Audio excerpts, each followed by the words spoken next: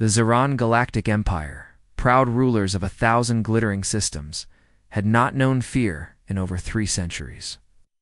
Their navy was unmatched, their technology refined over millennia of conquest, and their rule enforced with unwavering precision. From their grand orbital citadel above the twin moons of Jarek Prime, the High Admiralty oversaw the borders of the Empire with cold efficiency. That morning, everything changed. Unidentified warp signatures flared to life near the outer edges of the Telrose Expanse, a quiet region, home to mining colonies and scattered listening stations. The signals were crude, unrecognized, and most of all, unauthorized. A dozen ships, odd in shape and erratic in movement, had dropped from hyperspace just outside the formal boundary of Zeran territory. Immediately, alarms sounded through the Citadel, and within minutes, the admirals assembled in the Golden Hall of Command. Hovering over a rotating hologram of the intruding vessels, Admiral Virus, the eldest and most decorated among them, narrowed her eyes at the display. The ships were unlike anything in their records, built with sharp angles, visible plating, and strange heat signatures. Primitive, she declared with confidence, likely pirates from an unknown system, or perhaps a scavenger fleet that stumbled too far, the others agreed. The idea that these vessels posed any real threat was almost laughable. The Zerans had fought and absorbed entire civilizations in the past. A dozen clunky starships drifting on the edge of space were little more than an amusing interruption. Following protocol, the Empire dispatched a diplomatic scout team to deliver a formal surrender order standard procedure for dealing with lesser species. As the sleek Saran vessel approached the human fleet, they opened a broad-spectrum communication channel. A refined Zeran envoy, adorned in ceremonial armor, gave a carefully rehearsed speech about imperial dominance, security violations, and the mercy of immediate surrender. The humans did not respond for several seconds. When they finally did, it was not with fear, confusion, or hostility. It was with laughter. Loud, genuine human laughter echoed across the channel, followed by a video transmission. The screen displayed a group of humans on a bridge, smiling and waving, holding up a sign that read, "Greetings from Earth. You guys look serious, everything okay?" One of them took a selfie and sent it back through the channel, complete with added effects, dog ears, cartoon eyes, and sparkles. The Zeran envoy was stunned. He repeated his message, this time more sternly. But the human reply was no different this time. They sent short video clips. One featured animated animals dancing to fast-paced music. Another showed 2 human children arguing about who could eat more ice cream. The Zarans had no idea what to make of it. Back at the Citadel, analysts tried decoding the meaning of these strange signals. Some believed it was a distraction tactic. Others feared it was a form of encrypted threat. But the humans sent more transmissions, clips of rock concerts, comedians performing in crowded arenas, cooking tutorials, and even old Earth advertisements. "What is the meaning of this?" Admiral Virus demanded, confused and annoyed. Despite the humans' bizarre behavior, the Empire maintained its composure. A patrol fleet of 4 destroyers was sent to monitor the situation, while the High Command debated further action. The humans continued to drift peacefully at the border, not crossing the line but not backing off either. They didn't respond to serious threats or intimidation. And when one Zeran officer tried to jam their signal, the humans simply bounced their messages off nearby debris and kept transmitting. There was a strange energy to them. Boldness. That didn't come from arrogance, but from something deeper. They weren't afraid. They were amused. Late in the galactic evening, just as the Zerans began preparing to forcefully remove the humans, something unexpected happened. The entire human fleet vanished. Not jumped to warp, not cloaked. Vanished. The Zeran patrol fleet scrambled, their sensors scanning every direction, but no trace of the ships could be found. The officers aboard the destroyers sent alerts to High Command, initiating emergency lockdown procedures. And then, without warning, the sensor systems lit up again, this time behind them. The human ships had reappeared, not just close to the Zeran fleet, but directly behind their formation, positioned with surgical precision, weapons powered down but systems humming with activity. Alarms flared. Zeran captains shouted for evasive maneuvers, but it was already too late to reposition. The humans hadn't fired a shot, but their intent was clear. They were never lost, never confused, and never vulnerable. They had simply been watching, testing, and now it'd proven a point not with firepower, but with presence. Inside the orbital citadel, the High Admiral stood in silence, watching the display screens update. The Empire had misjudged the strangers. These were not scavengers, not pirates, not a lesser species wandering into territory they did not understand. These were humans, and their laughter, it seemed, was not a sign of weakness, but a warning. The Zarin Empire was done. Waiting. After the strange disappearance and sudden reappearance of the human fleet behind their patrol ships, the High Command voted for immediate action. No more diplomacy. No more analysis. The humans had crossed a line, even if technically they hadn't fired a single weapon. Admiral Virus authorized the launch of 3 Armada-class Dreadnought's colossal ships, the size of cities, each bristling with planet-cracking weapons and hardened shields designed to endure supernova-level blasts. As these monstrous vessels emerged from the inner docks of the orbital citadel, thousands of Zarin citizens paused to watch, confident that the annoying human presence would soon be vaporized. The moment the dreadnoughts entered the Telrose sector, the sky lit up with energy.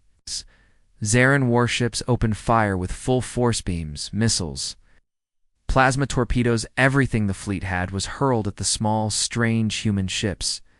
Yet as the barrage tore through space, something unthinkable happened.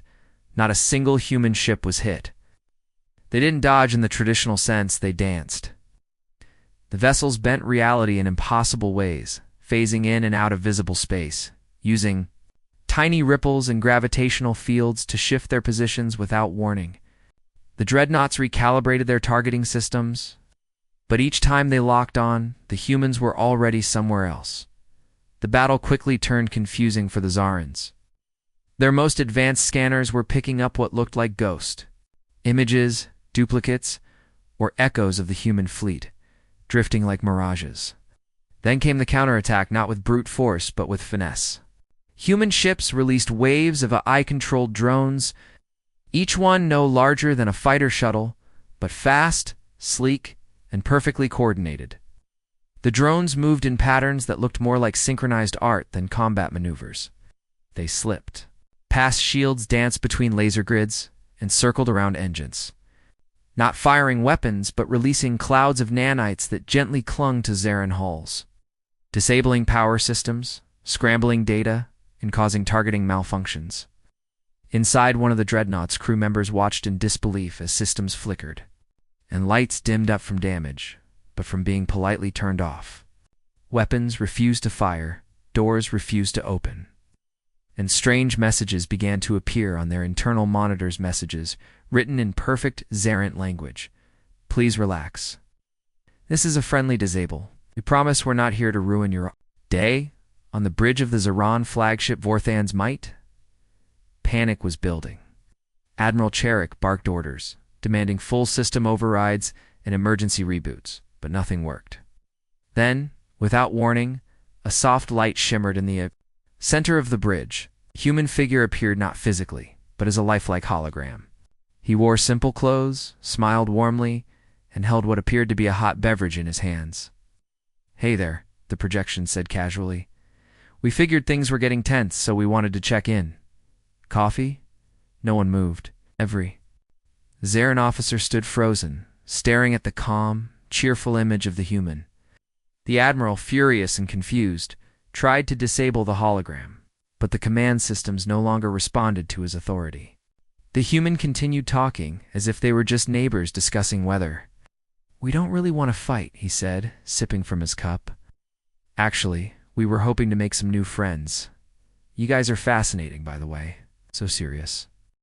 On other dreadnoughts, similar scenes were unfolding. Holographic projections appeared in control rooms, engine bays, and even officers' quarters, never threatening. Always polite, asking if the Zarins needed help powering things back up. One projection was seen teaching an engineer how to use a human tablet. Another was seen showing a crew how to play a simple rhythm game for stress relief. The entire Zarin fleet was being gently overrun, not by force, but by kindness strange. Unsettling kindness delivered with unbreakable control over every system they had. Panic turned to unease. Unease turned to silence.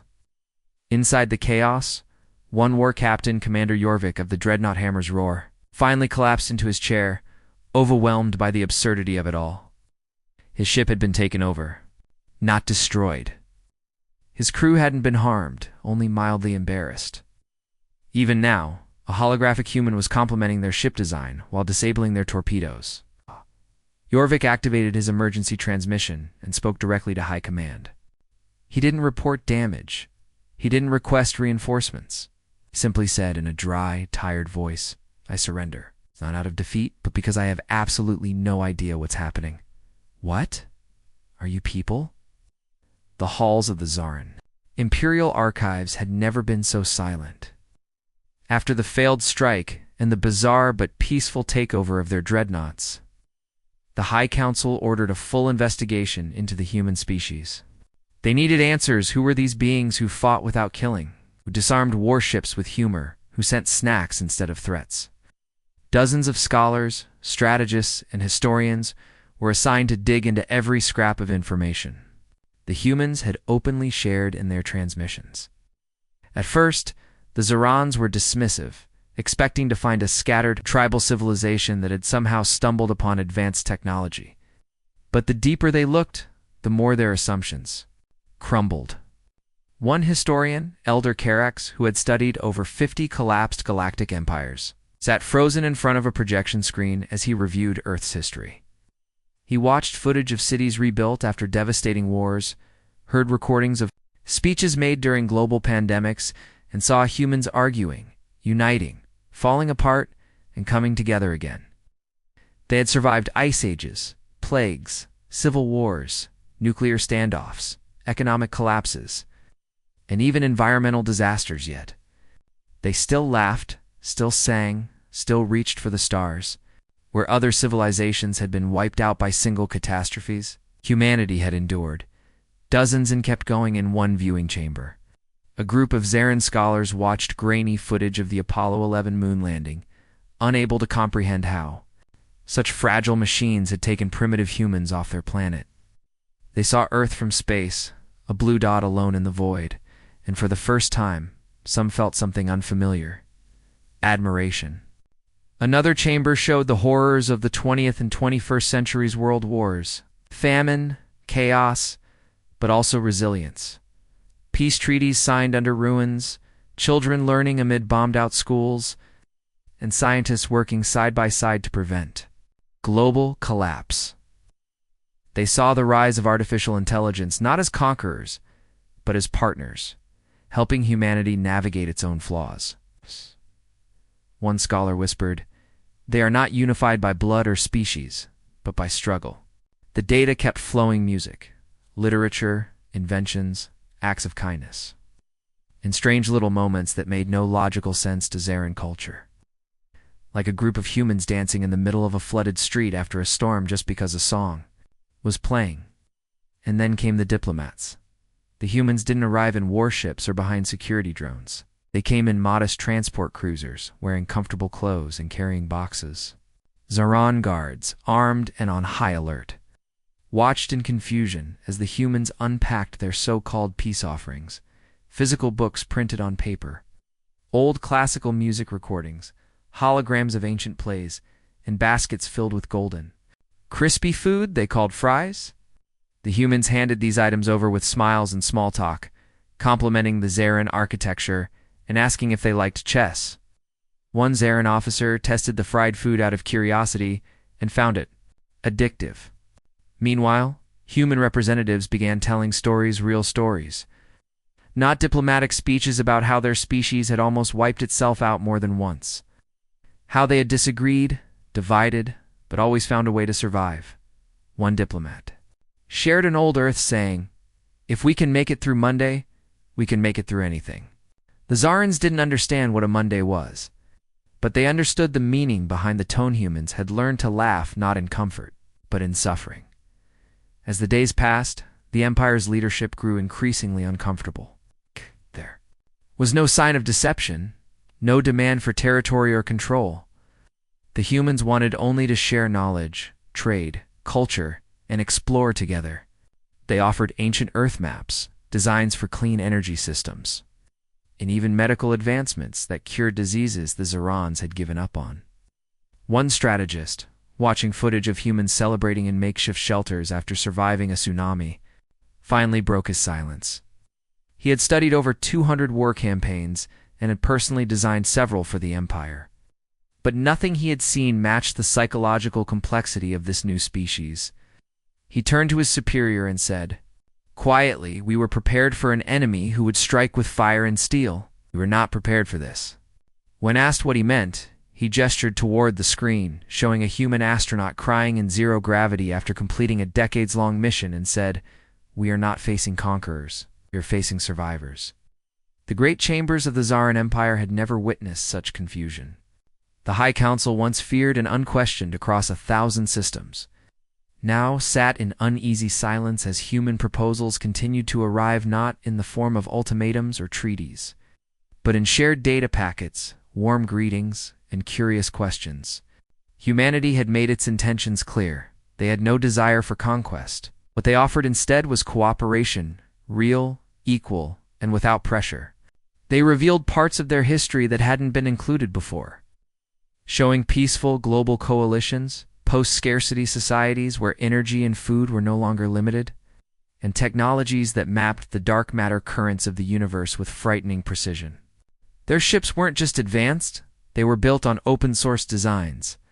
Their scientists didn't hoard knowledge, they published it for anyone to learn. In one demonstration, a human engineer was invited aboard a Zaran battlecruiser to evaluate its systems. With a small toolkit and a friendly grin, she calmly rewired the ship's navigation core, removed 17 unnecessary power loops, and installed an adaptive AI assistant that spoke flawless Zaranal in less than 20 minutes. She even gave the ship a name it had never had before, Pip. The Zaran crew didn't know whether to be impressed or insulted, but the ship began running smoother than it ever had, and the AI quickly became the most popular crew member. What started as curiosity soon turned into a movement, as human broadcasts spread filled with documentaries, lectures, historical records, and even humorous late-night shows. Other species across the galaxy began tuning in. Once quiet planets, long under Zaran rule, started forming learning circles to study Earth's philosophies and sciences. On backwater moons, Zaran youth began copying human expressions and quoting famous human thinkers. Some even learned to play Earth instruments, or cook strange dishes like pasta and pancakes. It wasn't rebellion in the traditional sense, it was something softer, more dangerous to the Empire's grip: inspiration. The Zaran leadership noticed a shift in the population. Soldiers asked for information-sharing missions instead of routine patrols. Scientists requested human research logs. Even children began to question why they had never been taught about things like freedom of choice or the right to fail and try again. The pressure built slowly, not with fire and battle, but like quiet waves wearing away stone. New movement began to grow, not one that fought to break away from the Empire, but one that begged to learn from humanity. They called themselves the Open Path. And they didn't carry weapons. They carried data pads, questions, and an eagerness to build something better. In the capital itself, change crept into the highest chambers. One evening, the Emperor, cold, analytical, and silent for decades, was handed a human entertainment file by one of his advisors. It was not a weapon, not a lecture, not a demand. It was something far more unusual, a stand-up comedy special. Curious and perhaps tired of endless meetings, he allowed it to play. On the massive screen before him, a human stood on stage, talking about traffic, spilled drinks, embarrassing moments in space travel, and the strange chaos of being human. The jokes were personal yet universal. The crowd of humans in the recording laughed freely, not because they hated anyone, but because they saw themselves clearly. Something changed in the Emperor's face as he watched. For the first time, the iron gaze of the Empire's leader softened. He didn't speak, didn't make any orders until halfway through the special. He let out a quiet sound that echoed, Like thunder in the throne room, a chuckle. The advisors froze. The guards turned. The emperor leaned forward and, in a voice more curious than commanding, said only 4 words. Call an emergency meeting. The galaxy had changed, not through war or conquest, but through curiosity, kindness, and something no one had expected: laughter. The Zarin Empire, once the unshakable force that ruled with cold order, found itself quietly stepping back from power. Not because it had been defeated, but because it had been awakened. The Emperor's call for an emergency council had sparked a wave of reflection and debate across every corner of the Empire. Instead of issuing commands, he asked questions. Instead of demanding control, he requested understanding. And with that small shift, something incredible began to unfold. The humans, ever humble and strangely enthusiastic, didn't waste the opportunity. They proposed something bold, a joint initiative open to all species to terraform long-dead planets and restore ecosystems once lost to war or neglect. Using a blend of human persistence and shared technology, the first world, a gray, lifeless rock named Elvaruz, transformed into a blooming green cradle of life within months. It became a symbol, a new meeting ground for species who once feared each other. Where old flags of power had once flown, a single, simple banner now waved, an image of Earth from space, tiny and blue with the words together forward below. And at the same time, the Zarans began reshaping their culture. Their rigid education systems opened up, and soon, entire departments were created in their top academies, simply titled Earth Cultural Studies. Students who once only studied battle history and empire law were now reading human poetry, watching Earth documentaries, and debating ethics from ancient philosophers to modern thinkers. Some even formed music groups, learning to play strange instruments like guitars and flutes. A few dared to perform human-style stand-up comedy, though. The humor didn't always land yet. They tried, and in trying they understood. Other galactic empires, who had once feared or admired the Zarans from afar, began listening to human broadcasts too. It wasn't just the science that drew them in, it was the heart. The stories of people overcoming disasters, rebuilding after loss, and choosing compassion over revenge resonated more deeply than any war victory ever had. Diplomats, once guarded and stiff, began sharing food, laughter, and ideas openly across council halls. Peace, once forced by treaties, now came through shared dreams. The humans didn't claim leadership in this new galactic community. They didn't want a throne or a capital. Instead, they offered Earth as a gathering place. Old cities were repurposed into embassies, learning centers, and research hubs. An orbiting station above Earth, called the Unity Ring, became the central hub for cooperation, trade, and cultural exchange. And then came the moment the galaxy would remember forever: the Emperor's address. Broadcast from the central chamber of Zarin rule, with every major civilization tuned in, he stood in silence for a long moment before he spoke. His voice, once known for declarations of dominance, now held a calm, thoughtful tone. They came with smiles, not weapons, he said, looking straight into the camera, and in the end, they disarmed us. With laughter, no one laughed at the statement, not because it wasn't funny, but because it was powerful. Da-da-da-da. The moment captured the truth of the transformation the galaxy had undergone. It was not a loss, it was a beginning. As years passed, the results spoke for themselves. Former enemies became collaborators. Dead planets bloomed. Young minds from different species worked side by side on new science, art, and language. The galaxy was no longer divided into the strong and the weak. It had become a mosaic of ideas, voices, and possibilities. At the heart of it all, Earth remained steady, not perfect, but persistent. In the newly built Hall of Unity, carved into the foundation of the Great Meeting Dome, a simple message was engraved in every known galactic language. It wasn't a mission statement or a rule. It was a reminder. In chaos, they thrived. In adversity, they laughed. Humanity came, not to conquer, but to connect. And in that message, the galaxy found something it had long forgotten: hope.